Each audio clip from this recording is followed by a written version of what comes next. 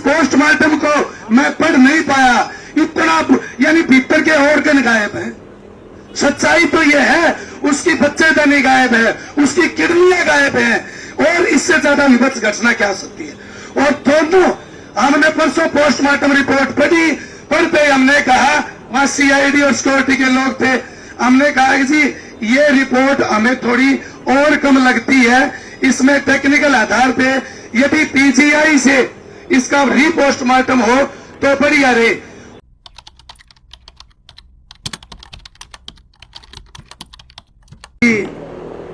बहन पीड़िता को न्याय दिलाने के लिए पहुंची हजारों की उपस्थिति में मेरी मातृशक्ति, तमाम राजनीतिक व सामाजिक संगठनों के सभी कार्यकर्ता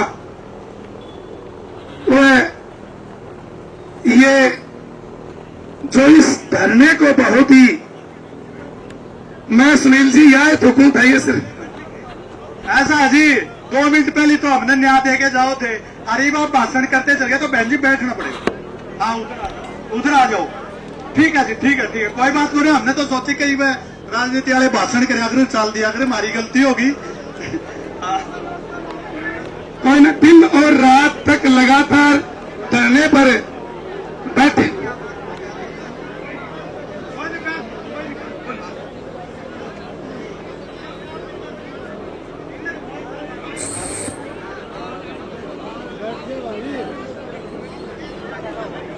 चलो कोई बात नहीं, कोई बात नहीं, कोई बात नहीं। अरे सुनील जी कोई बात नहीं भाई साहब, कोई बात नहीं, परिवार से मिले हूं। बहन मनीषा को न्याय दिलाने के लिए हम लोग यहाँ बैठे हैं। एक बार शांति का परिचय दे और एक बार थोड़े से, बहन जी प्लीज।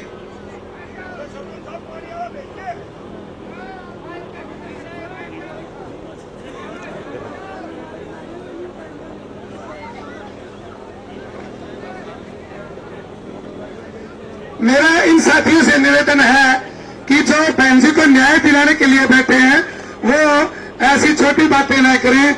हमारा मुख्य मकसद आज सारी बातों को छोड़ करके हमारी बिटिया को, हमारी बहन को न्याय दिलाने का है। साथियों पिछले 4 दिन से बहुत से ऐसे साथी हैं जिन्होंने 1 मिनट सोए नहीं और एक दाना खाया नहीं। रात को भी यहाँ बैठे थे, परसों मुर्दा घर में थे, पिछले दिन मुर्दा घर में थे। साथियों आप लोग जो बैठे हैं आपके साहस को सैल्यूट करता हूं, और मैं नहीं पूरी ये जो योद्धाओं की टीम है वो सैल्यूट करती है। साथियों आपको पता है इस मातृशक्ति के सामने हम कह नहीं सकते। दामिनी प्रकरण सुना, वो कलकत्ता वाली डॉक्टर वासु का प्रकरण सुना, उस सबसे विभत्स कोई घटना है तो हमारी लक्ष्मण रानी लक्ष्मण बहन की है। उस पोस्टमार्टम को मैं पढ़ नहीं पाया, इतना यानी भीतर के ऑर्गन गायब है। सच्चाई तो यह है उसकी बच्चेदानी गायब है, उसकी किडनियां गायब है, और इससे ज्यादा विभत्स घटना क्या हो सकती है। और दोनों हमने परसों पोस्टमार्टम रिपोर्ट पढ़ी, पढ़ते हमने कहा, वहां सीआईडी और सिक्योरिटी के लोग थे, हमने कहा कि जी ये रिपोर्ट हमें थोड़ी और कम लगती है, इसमें टेक्निकल आधार पे यदि पीजीआई से इसका रीपोस्टमार्टम हो तो बढ़िया रहे। उस बात पर भिवानी के प्रशासन ने संज्ञान लिया और कल सुबह 5 बजे हमारी बिटिया की लाश को पोस्टमार्टम के लिए रोहतक भेजा। रोहतक भेजने के बाद उस पोस्टमार्टम में कुछ और बदलाव, कुछ और यानी कि डॉक्टरों की टीम ने कुछ और बातें जोड़ी हैं। वो उन परिंदों को रेयर ऑफ रेयरेस्ट केस है। मैं अभी बताना चाहता हूं, फास्ट ट्रैक कोर्ट का केस तो ये अपने आप ही बन गया। बस एक बात प्रशासन से है, जैसे मुश्किल से हमने पोस्टमार्टम रिपोर्ट ली परसों, 5 घंटे लगातार जद्दोजहद करके, इंस्पेक्टर सत्यनारायण जी थे उनके साथ जद्दोजहद करके पोस्टमार्टम मिली। और फिर उसके बाद हमने उसी दिन उनसे कहा था कि क्या एफआईआर उन सेक्शनों में दर्ज हुई है। सेक्शन 70 होता है बीएनएस का जिसमें गैंगरेप होता है। उस बहन के पोस्टमार्टम को देख के लगता है कि ये बहुत बुरी तरह से ब्रूटल रेप और मर्डर हुआ है। उसके हिसाब से देख के एक नहीं गैंग रेप सिद्ध होता है। हमने पुलिस से कहा कि क्या गैंग रेप की धारा सेक्शन 17 BNS लगाई है, मर्डर की लगाई है, कॉपी दो। आज तक अभी तक कॉपी नहीं आई है। सोचने वाली बात है। तो देखिए, जब हम लड़ाई लड़ रहे हैं हर स्तर पर, हमारे पास बहुत सारे वकीलों की टीम है, बहुत सारे सभी राजनीतिक दल इस बात के लिए, इस बात का द्योतक है कि न्याय मिलेगा और दरिंदे जल्द ही अंदर होंगे। लेकिन एक बात माननी पड़ेगी साथियों, क्योंकि सभी हमारे साथ हैं और जो समझदार लोग हैं वो कोई छोटी बात भी नहीं करता। लेकिन एक बात सोचनी पड़ेगी कि केवल मात्र क्या उन पुलिसकर्मियों ने यह कहा कि जब मैं शब्द दोबारा नहीं लूंगा, समझ गया आप, क्या उनके खिलाफ धारा 255 और 256 और BNS लापरवाही बरतना और शिकायतकर्ता के साथ दुर्व्यवहार करना का आरोप बनता है उस पुलिसकर्मी के खिलाफ? क्या सस्पेंड कर देने से उसका ये अपराध मुक्त हो गया? वो बात तो ठीक है कि भाई अपराधी पकड़े जाएंगे और वो जल्द पकड़े जाएंगे। उस जल्द का 5 दिन तक तो वह जल्द आई को नहीं।